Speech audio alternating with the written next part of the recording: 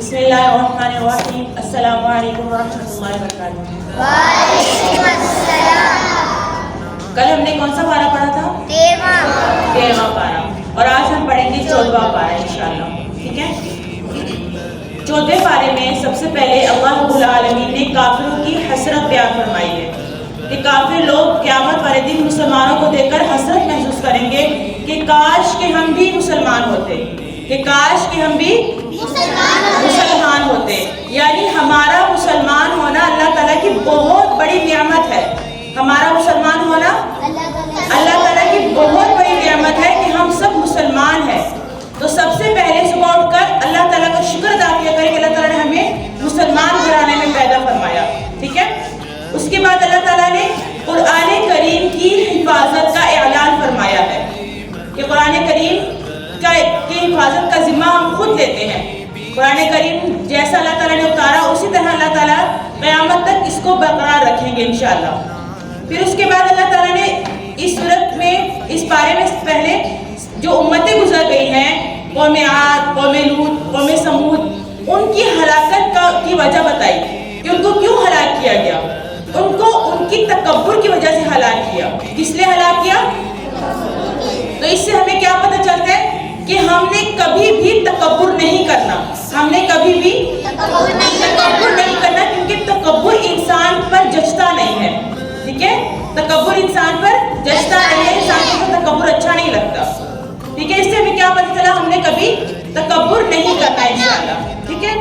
اس کے بعد اللہ تعالیٰ نے یہاں پر یہ فرمایا کہ کس طرح سے ابلیس نے آدم علیہ السلام کو سجدہ کرنے سے انکار کیا. کیا کیا؟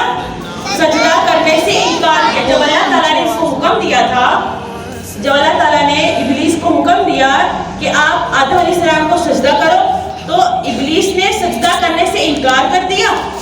اس سے یہ پتہ چلتا ہے کہ ابلیس نے غرور کیا. کیا کیا؟ غرور. اس نے یہ کہا کہ میں تو آگ سے بنا ہوں اور انسان تو مٹی سے بنا ہے.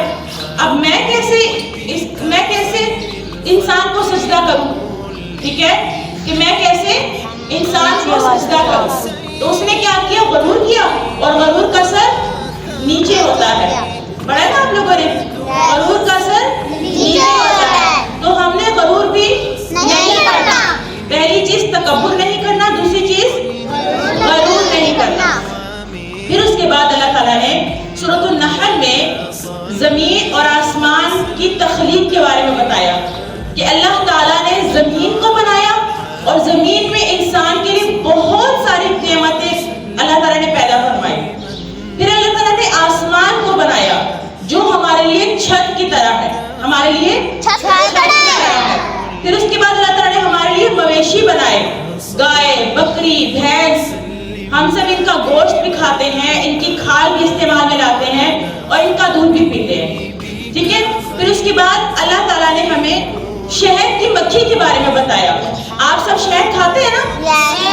شہد کے اندر ہر بیماری کی شفا ہے. پڑھا نا آپ لوگوں نے؟ تو شہد ہر بیماری کی شفا ہے. اللہ تعالیٰ نے یہ بھی ہمیں بتایا. اللہ تعالیٰ نے جتنی نعمتیں ہم پر نازل فرمائی اس کا اس میں ذکر ہے. تو اس سے یہ پتہ چلتا ہے کہ ہم نے اللہ تعالیٰ کی نعمتوں کا شکر ادا کرنا ہے. کیا کرنا ہے؟ شکر ادا کرنا ہے اللہ تعالیٰ کی نعمتوں کا. اور جو انسان اللہ تعالیٰ کی نعمتوں کا شکر ادا نہیں کرتا اس سے اللہ تعالیٰ وہ نعمت چھین لیتے ہیں. کیا کرتے ہیں؟ چھین لیتے ہیں. اور جو شکر ادا کرتا ہے، زیادہ سے زیادہ شکر ادا کرتا ہے، اللہ تعالیٰ اس کو اور زیادہ عطا فرماتے ہیں. ٹھیک ہے. جو زیادہ شکر ادا کرتا ہے اللہ تعالیٰ اس کو اور زیادہ عطا فرماتے ہیں. اور جو شکر نہیں کرتا اللہ تعالیٰ اس سے نعمت کو چھین لیتے ہیں. پھر اس کے بعد اللہ تعالیٰ نے ہمیں یہ بتایا کہ آپ لوگ ہر معاملے میں عدل سے کام لو، انصاف سے کام لو. کس سے کام لو؟ عدل اور انصاف سے. ہر معاملے میں عدل اور انصاف کے ساتھ معاملہ طے کرنا ہے. ٹھیک ہے. اس کے بعد ہم نے اپنے رشتہ داروں کے ساتھ، اپنے عزیز و اقارب کے ساتھ صلہ رحمی کرنی ہے. کیا کرنی ہے؟ صلہ رحمی کرنی ہے. اپنے عزیزوں کے ساتھ، اپنے دوست احباب کے ساتھ صلہ رحمی کرنی ہے. اور بری چیزوں سے ہمیں منع فرمایا. یعنی ہم نے اپنے معاشرے کو اسلامی معاشرہ بنانا ہے. کیا بنانا ہے؟ اسلامی معاشرہ. اگر ہم ضروری باتوں پر عمل کریں گے, احتیاط کریں گے, تو ہمارا معاشرہ اسلامی معاشرہ کہلائے گا. کیا کہلائے گا؟ اسلامی معاشرہ, جہاں پر عدل بھی ہوگا, انصاف بھی ہوگا اور بری چیزوں سے روکا بھی جائے گا. ٹھیک ہے.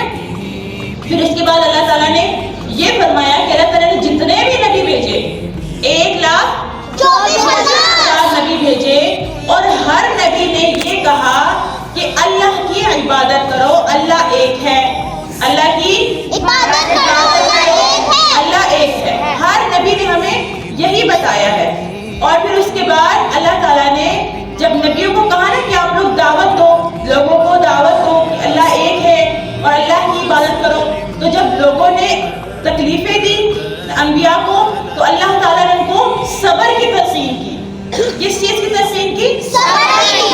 یعنی کہ ان کو یہ کہا کہ آپ صبر کریں. نبیوں کو کہا کہ آپ صبر کریں.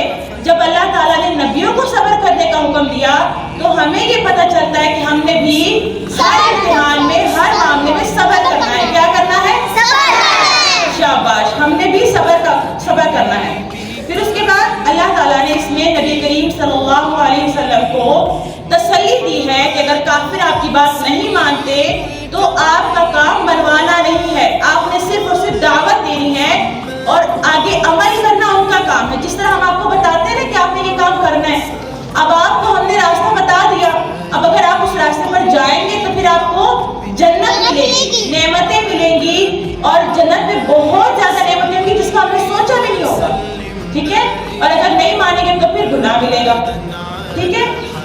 اور اگر ہم عبادت کریں گے اللہ تعالیٰ کی, جیسے آپ لوگوں کو بتایا جاتا ہے بار بار نماز پڑھیں, روزے رکھیں, قرآن پاک پڑھیں, ایک چھوٹے چھوٹے عمل کریں.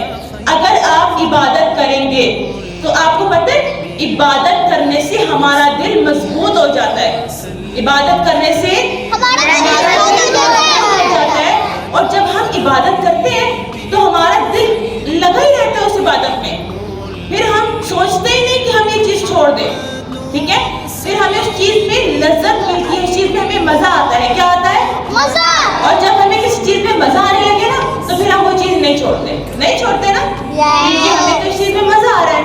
تو اللہ تعالیٰ فرماتے ہیں کہ آپ لوگ عبادت کرو, کیونکہ عبادت سے دل مضبوط ہوتا ہے. تو ہمیں کن کن چیزوں کا خیال رکھنا ہے؟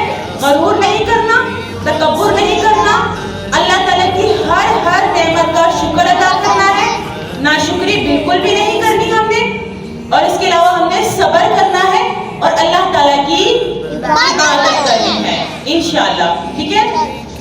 ارادہ کرتے ہیں سب بچے؟ شاباش. اللہ تعالیٰ ہم سب کو ان پر عمل کرنے کی توفیق عطا فرمائے. وما علینا الا البلاغ.